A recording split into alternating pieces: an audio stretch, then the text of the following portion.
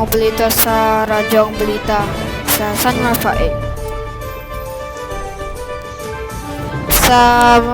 Sa May 1, eleksyon na. Okay. The senatorial interview ng Pilipinas sa buong Pilipinas ng eleksyon 2026 sa May 1. May 1 to May 22 sa mga bobotoan. Ayun, yung bata pa ako lang 8 years old pa lang ako. Walang 8 taon. Hindi ko na magboto lahat. Election na sa May 1. Ang mga balita para sa senatorial interview ng Pilipinas, ng buong Pilipinas dito. Pag ito na sa isang balita, ito na sa isang balita na para ito ang isang balita na ito na sa matapang tsaka hindi na tutulong. 24 oras sa isang balita upang dito na sa isang pagre-ready natin. Sa oras natin ay 6:32 too late.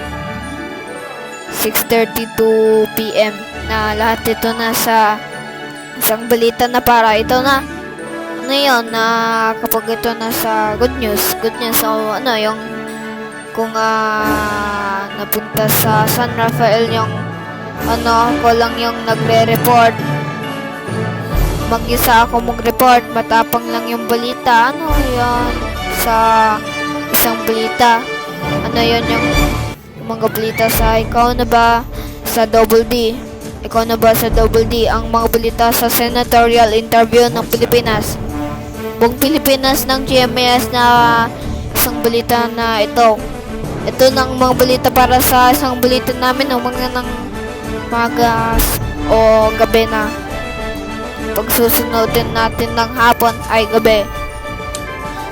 Sa mga balita hanggang hating gabi lang yung mga balita para sa isang balita Mondays to Fridays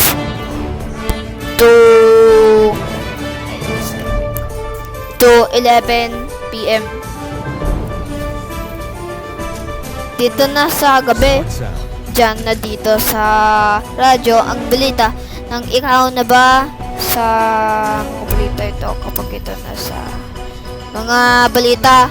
Ang mga balita sa isang mga balita ito kapag ito na sa mga balita ay ito na kasama si Blue Morales at si Azure Morales sa ikaw na ba sa isang balita. May tao pa dito sa sala. So yung mga balita para sa isang mga broadcasting ng isang balita, ating network, mga balita sa pag-network natin yung pagsasign language sa mga balita ng breaking news para sa mga balita ito hanggang 4 minutes record ang mga balita upang dito sa isang pagbabalita na sa ikaw na ba sa Double D, mga balita para sa isang balitang ang official natin ay Double D, programang balita sa Double D, ikaw na ba sa Double D ang mga balita para sa radyo ang balita ito ang matatagpuan ng mga balita para sa isang eleksyon sa May 1 ang mga balita